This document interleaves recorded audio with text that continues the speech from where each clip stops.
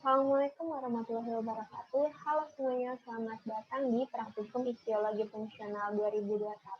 Di pertemuan ke-8 ini, kita akan membahas tentang sistem pencernaan pada ikan. Adapun tujuan dari praktikum ini yaitu untuk mempelajari dan mengetahui berbagai variasi bentuk dan struktur dari alat dan organ pencernaan pada ikan. Adapun output yang ingin didapatkan yaitu mahasiswa mampu mengenal dengan baik variasi anatomi, modifikasi, dan adaptasi dari alat dan organ sistem pencernaan ikan. Nah, di sistem pencernaan pada ikan ini, secara anatomis, struktur alat pencernaan ikan berkaitan dengan bentuk tubuh, kebiasaan makan ikan, tingkah laku ikan, dan juga umur ikan. Adapun sistem atau alat pencernaan pada ikan terdiri dari dua bagian, yaitu saluran pencernaan atau traktus digestivus, yang terdiri dari mulut, rongga mulut, faring, esofagus, lambung, pilorus, usus, rektum, dan juga anus. Adapun yang kedua yaitu dari kelenjar pencernaan, di mana kelenjar pencernaan berguna untuk menghasilkan enzim pencernaan yang nantinya akan bertugas membantu proses penghancuran pada makanan. Nah, di sini terdiri dari hati, pankreas, dan juga kantong empedu. Selanjutnya, kebiasaan makan ikan digolongkan menjadi detrivora, yaitu pemakan detritus, herbivora, yaitu pemakan tumbuhan, karnivora, yaitu pemakan daging, omnivora, pemakan hewan dan tumbuhan. Untuk contohnya bisa dilihat pada gambar berikut. Di sini di detrivora contohnya yaitu ikan belanak, herbivora contohnya ikan gurame, karnivora contohnya ikan lele dumbo, untuk omnivora contohnya yaitu ikan bawal. Nah, menurut Legler et al. Tahun 1977, cara makan ikan dibagi menjadi predator, grazer, parasit, penyaring, dan juga penghisap.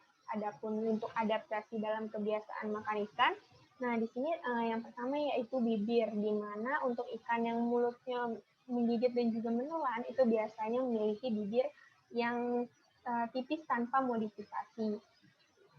Adapun untuk ikan yang penghisap memiliki mulut inferior dan juga bibir yang tebal. Nah, pada bibir juga ditemukan sungut-sungut, salah satu contohnya pada ikan lele yang berfungsinya itu untuk mendeteksi makanan pada habitat dengan dasar yang lunak. Kemudian untuk modifikasi bentuk mulut, beberapa jenis ikan memiliki modifikasi bentuk mulut. Salah satunya modifikasi bentuk mulut paruh pada ikan kepe-kepe, kemudian adapun modifikasi bentuk mulut yang lainnya yaitu pada ikan julung-julung maupun ikan trompet.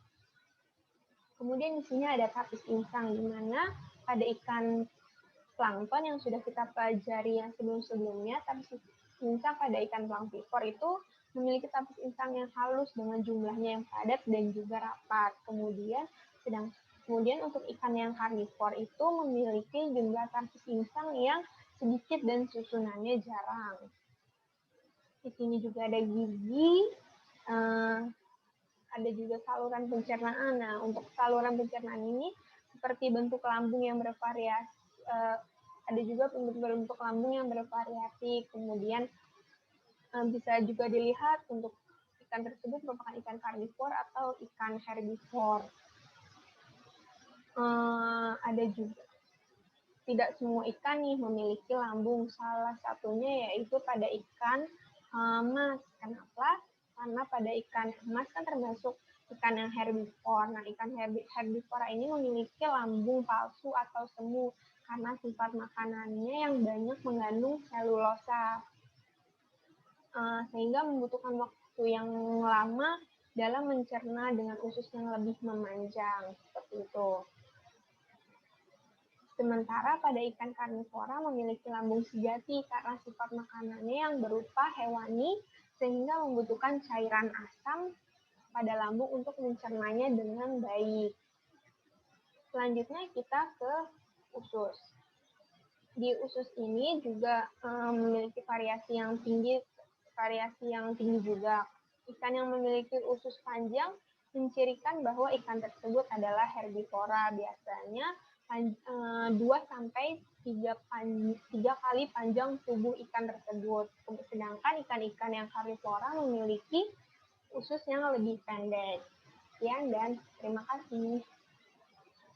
Alat dan bahan yang digunakan untuk praktikum sistem pencernaan yaitu jas lab, trash bag, sarung tangan, alat bedah, penggaris, baki, styrofoam, dan 3 jenis ikan yaitu ikan emas, ikan nila, dan ikan lele.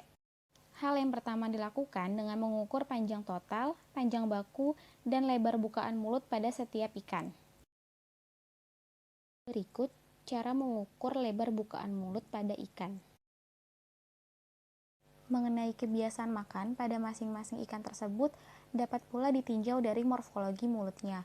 Hasil dari pengukuran morfometrik pada bukaan mulut ketiga jenis ikan tersebut menunjukkan ikan lele memiliki bukaan mulut yang lebih lebar jika dibandingkan dengan ikan emas dan nila.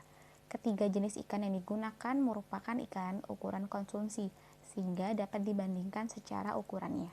Selanjutnya, ikan nila memiliki posisi mulut yang terminal.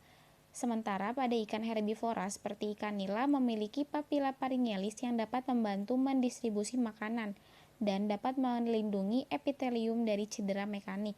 Gigi ikan nila juga tersusun kurang rapat sehingga dalam mencerna makanan jenis tumbuh-tumbuhan yang banyak mengandung selulosa dibutuhkan proses lebih lama melalui ukuran usus ikan nila yang lebih panjang dibandingkan dengan jenis ikan omnivora ataupun karnivora. Bisa diamati lebih lanjut, terlihat jelas pada gambar bahwa ikan lele memiliki posisi mulut subterminal dengan ciri mulut terletak dekat ujung nostril. Bentuk mulut ikan lele juga lebih besar karena kebiasaan makannya yang memangsa ikan lain atau bersifat karnivor. Di sisi lain, ikan lele memiliki ciri khusus pada bagian mulutnya, yaitu berupa sungut yang dapat membantu menangkap rangsangan terhadap makanan atau kondisi lingkungan sekitar. Hal ini juga disesuaikan dengan kebiasaan ikan lele yang hidup di dasar perairan, sehingga keberadaan sungut tersebut akan membantu ikan untuk memperoleh makanan. Selain itu, jika dilihat secara langsung, sebenarnya gigi ikan lele tidak tampak secara jelas. Menurut Suyanto dalam Pratiwi 2014, ikan lele memiliki tipe gigi filiform, yaitu ukurannya yang kecil-kecil seperti bulu. Gigi tersebut juga tumpul, sehingga akan terasa jelas apabila disentuh secara langsung pada mulutnya, jika dibandingkan hanya secara visual. Gigi ikan lele yang sifatnya tumpul menyebabkan proses pencernaan secara mekanik di mulut kurang maksimal, sehingga makanan tidak dapat hancur dengan baik. Oleh karena itu, usus memiliki lambung sejati untuk mencerna makanan hewan.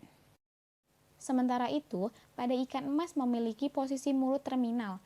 Posisi mulut tersebut dicirikan dengan letaknya yang berada di ujung nostril. Posisi mulut yang terletak di ujung tengah tersebut juga dapat disimpulkan. Ikan emas sebenarnya juga memiliki sungut, tetapi ukurannya pendek. Menurut Setiorini 2008, gigi ikan emas berupa gigi kerongkongan atau pharyngeal teeth yang tersusun dari 3 baris gigi geraham. Ikan emas termasuk jenis ikan yang tidak memilih-milih makanan atau mudah menyesuaikan diri dengan ketersediaan makanan yang ada, sehingga tergolong sebagai ikan omnivora atau pemakan segala. Tipe gigi pada ikan emas tersebut juga sebagai bentuk penyesuaian pada kebiasaan makan ikan yang sifatnya omnivora ataupun karnivora dalam membantu proses pencernaan secara mekanik. Setelah melakukan pengukuran morfometrik, selanjutnya melakukan proses pembedahan. Berikut proses pembedahan pada ikan nila. Selanjutnya, proses pembedahan pada ikan emas juga sama seperti pada ikan nila.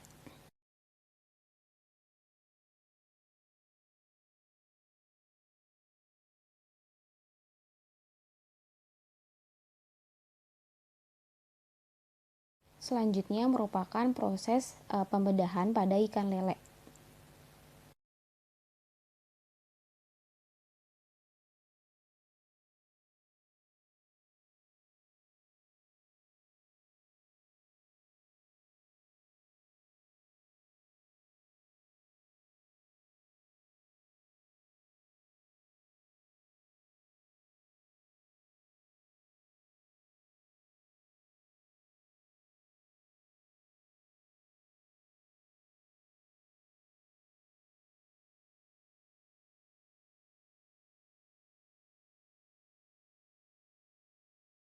Berikut dapat dilihat dari hasil pembedahan pada ketiga jenis ikan sebelum diburai organ-organnya.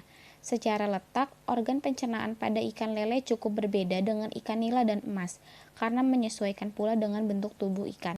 Kemudian, dari hasil burai pada masing-masing organ pencernaan dapat diketahui panjang usus ikan lele sedikit lebih panjang jika dibandingkan panjang totalnya.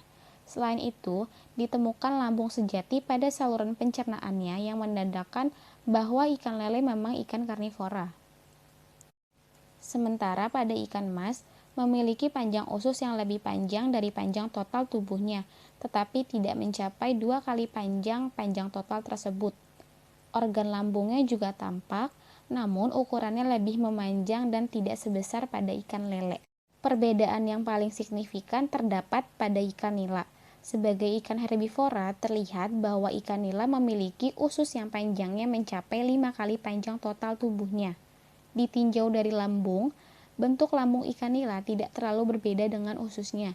Bentuk lambung tersebut merupakan lambung semu atau lambung palsu. Ciri itulah yang membedakan ikan herbivora dengan ikan karnivora secara umum. Jika dibandingkan ketiganya, dapat dilihat pada gambar perbedaan dari masing-masing karakteristik pencernaan pada ikan lele, ikan mas, dan ikan nila. Perbedaan paling mencolok terdapat pada bagian usus ikan, sementara pada kelenjar pencernaannya tidak terlalu tampak secara visual. Karena terbatas, maka beberapa organ yang memang tidak ditampilkan pada masing-masing pencernaan, khususnya pada organ empedu. Karena organ ini rentan mengalami kerusakan ketika proses pembedahan. Sehingga harapannya setelah menonton video pembelajaran praktikum ini, praktikan dapat lebih hati-hati dalam pembedahan agar diperoleh setiap organ pencernaan yang dibutuhkan.